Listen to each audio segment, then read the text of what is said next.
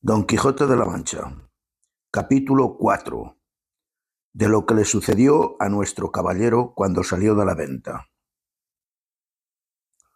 La del alba sería cuando Don Quijote salió de la venta, tan contento, tan gallardo, tan alborozado por verse ya armado caballero, que el gozo le reventaba por las cinchas del caballo. Mas viniéndole a la memoria los consejos de su huésped, cerca de las prevenciones tan necesarias que había de llevar consigo, especial la de los dineros y camisas, determinó volver a su casa y acomodarse de todo. Y de un escudero, haciendo cuenta de recibir a un labrador vecino suyo, que era pobre y con hijos, pero muy a propósito para el oficio escuderil de la caballería. Con este pensamiento guió a Rocinante hacia su aldea, el cual, casi conociendo la querencia, con tanta gana comenzó a caminar que parecía que no ponía los pies en el suelo. No había andado mucho cuando le pareció que de su diestra mano, de la espesura de un bosque que allí estaba, salían unas voces delicadas como de persona que se quejaba, y apenas las hubo oído cuando dijo: «Gracias doy al cielo por la merced que me hace, pues tan presto me pone ocasiones delante donde yo pueda cumplir con lo que debo a mi profesión, y donde pueda coger el fruto de mis buenos deseos. Estas voces, sin duda, son de algún menesteroso o menesterosa que ha menester mi favor y ayuda». Y volviendo las riendas, encaminó a Rocinante hacia donde le pareció que las voces salían. Y a pocos pasos que entró por el bosque, vio atada una yegua a una encina, y atado en otra a un muchacho desnudo, de medio cuerpo arriba, hasta de edad de 15 años, que era el que las voces daba, y no sin causa, porque le estaba dando con una pretina muchos azotes un labrador de buen talle, y cada azote le acompañaba con una reprensión y consejo, porque decía: «La lengua queda y los ojos listos».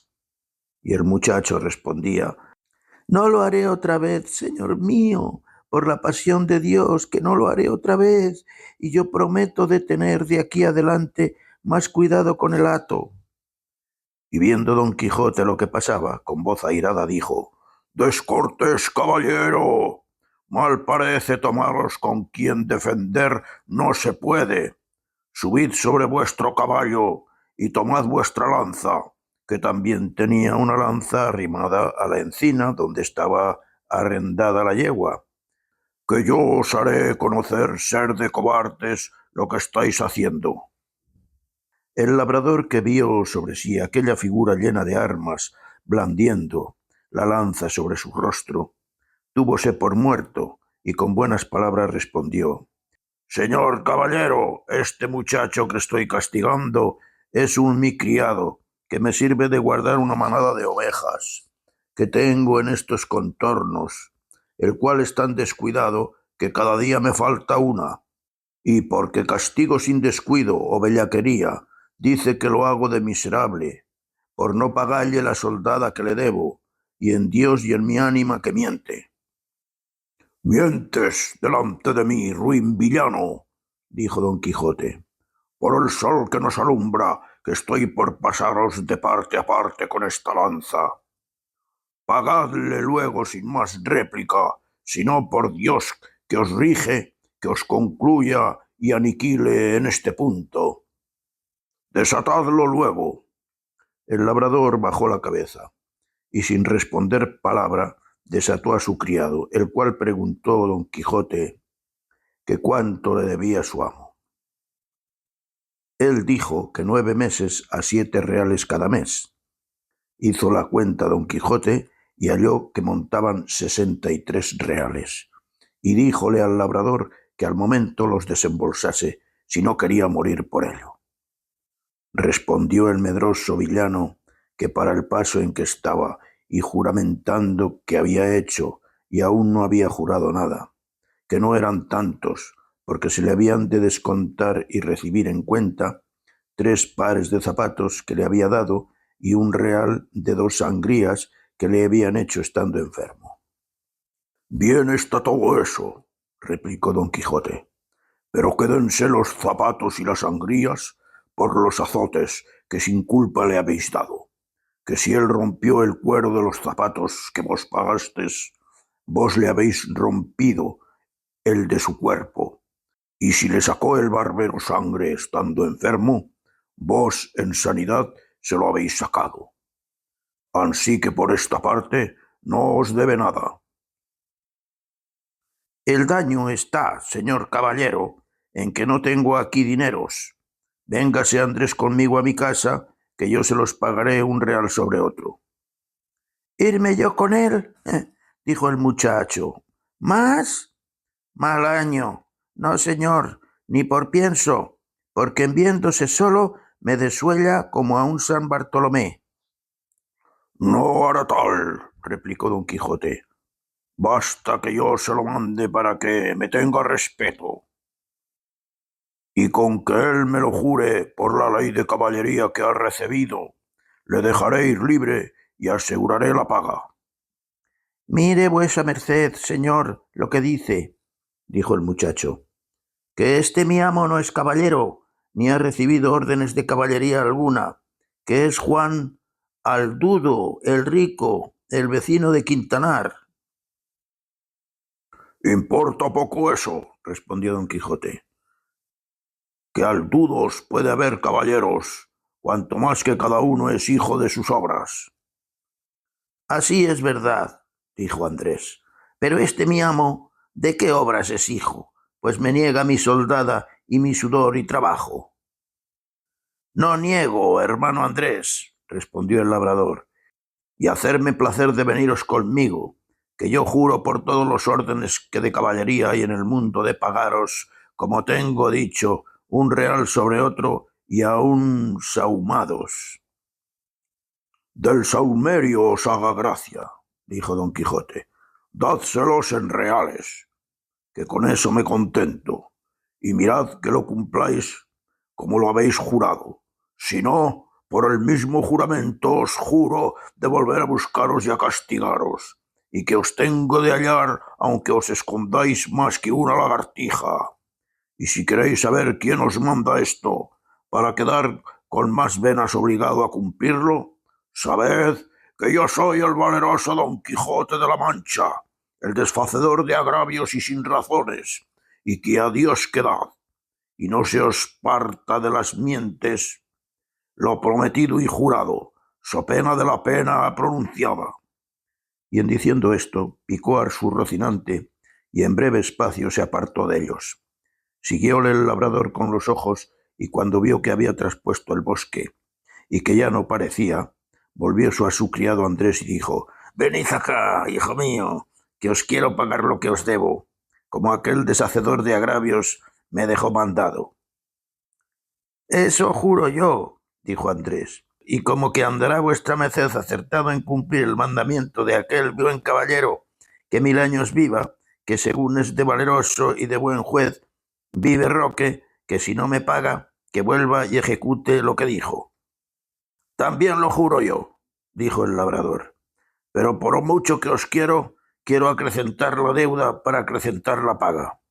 Y asiéndole del brazo, le tornó a atar a la encina, donde le dio tantos azotes que le dejó por muerto.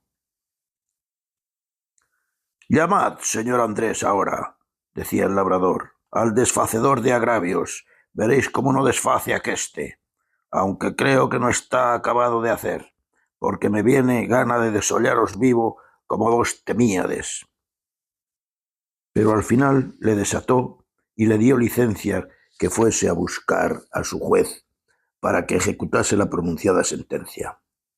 Andrés se partió algo mohino, jurando de ir a buscar al valeroso Don Quijote de la Mancha y contalle punto por punto lo que había pasado, y que se lo había de pagar con las setenas. Pero con todo esto él se partió llorando, y su amo se quedó riendo. Y de esta manera deshizo el agravio el valeroso Don Quijote, el cual, contentísimo de lo sucedido, pareciéndole que había dado felicísimo y alto principio a sus caballerías, con gran satisfacción de sí mismo, iba caminando hacia su aldea, diciendo a media voz: Bien te puedes llamar dichosa sobre cuantas hoy viven sobre la tierra. Oh, sobre las bellas, bella Dulcinea del Toboso, pues te cupo en suerte tener sujeto y rendido a toda tu voluntad e talante a un tan valiente y tan nombrado caballero como lo es y será Don Quijote de la Mancha, el cual, como todo el mundo sabe, ayer recibió la orden de caballería y hoy ha desfecho el mayor tuerto y agravio que formó la sinrazón y cometió la crueldad. Hoy quitó el látigo de la mano a aquel despiadado enemigo que tan sin ocasión vapulaba a aquel delicado infante. En esto llegó a un camino que en cuatro se dividía, y luego se le vino a la imaginación las encrucijadas donde los caballeros andantes se ponían a pensar cuál camino de aquellos tomarían. Y por imitarlos estuvo un rato quedo, y al cabo de hacerlo muy bien pensado, soltó la rienda a Rocinante, dejando a la voluntad del Rocín la suya, el cual siguió su primer intento, que fue el irse camino de su caballeriza. Y habiendo andado como 2 millas, descubrió Don Quijote una grande tropel de gente, que como después se supo, eran unos mercaderes toledanos que iban a comprar seda a Murcia. Eran 6, y venía con sus quitasoles, con otros tantos criados a caballo y 3 mozos de mulas a pie. Apenas los divisó Don Quijote, cuando se imaginó ser cosa de nueva aventura, y por imitar en todo cuanto a él le parecía posible los pasos que había leído en sus libros, le pareció venir allí de molde uno que pensaba hacer, y así, con gentil continente y de nuevo, se afirmó bien en sus estribos, apretó la lanza, llegó la adarga al pecho, y puesto en la mitad del camino, estuvo esperando que aquellos caballeros andantes llegasen, que ya él por tales los tenía y juzgaba. Y cuando llegaron a trecho que se pudieran ver y oír, levantó Don Quijote la voz y con además arrogante dijo: todo el mundo se tenga, si todo el mundo no confiese que no hay en el mundo todo doncella más hermosa que la emperatriz de la Mancha, la sin par Dulcinea del Toboso.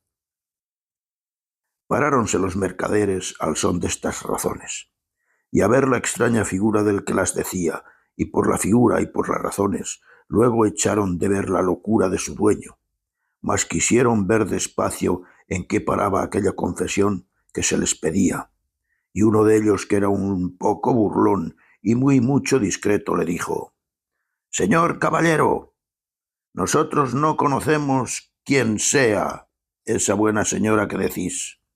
Mostrádnosla, que si ella fuese de tanta hermosura como significáis, de buena gana y sin apremio alguno, confesaremos la verdad que por parte vuestra nos es pedida. Si os la mostrara, replicó Don Quijote, ¿qué hiciérades vosotros en confesar una verdad tan notoria? La importancia está en que sin verla lo habéis de creer, confesar, afirmar, jurar y defender. Donde no, conmigo sois en batalla, gente descomunal y soberbia. Que ahora vengáis uno a uno, como pide la orden de la caballería, ora todos juntos, como es costumbre y mala usanza de los de vuestra ralea, aquí os aguardo y espero, confiado en que la razón que de mi parte tengo. Señor caballero, replicó el mercader, suplico a vuestra merced en nombre de todos estos príncipes que aquí estamos, que, porque no encarguemos nuestra conciencia confesando una cosa por nosotros jamás vista ni oída, y más siendo tan en perjuicio de las emperatrices y reinas de la Alcarria y Extremadura, que vuestra merced sea servido de mostrarnos algún retrato de esa señora, aunque sea tamaño como un grano de trigo, que por el hilo se sacará el ovillo, y quedaremos con esto satisfechos y seguros, y vuestra merced quedará contento y pagado. Y aún creo que estamos ya tan de su parte que aunque su retrato nos muestre que es tuerta de un ojo y que del otro le emana vermellón y piedra azufre, Con todo esto, por complacer a vuestra merced, diremos en su favor todo lo que quisiere.